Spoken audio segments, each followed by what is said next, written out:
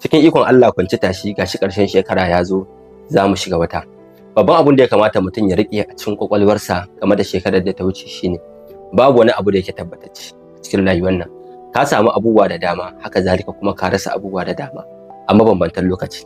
Saboda haka a cikin wannan sabuwar shekarar da za mu shiga, kai yaƙinin samu fiye da abin da ka samu a waccan shekarar da ta wuce.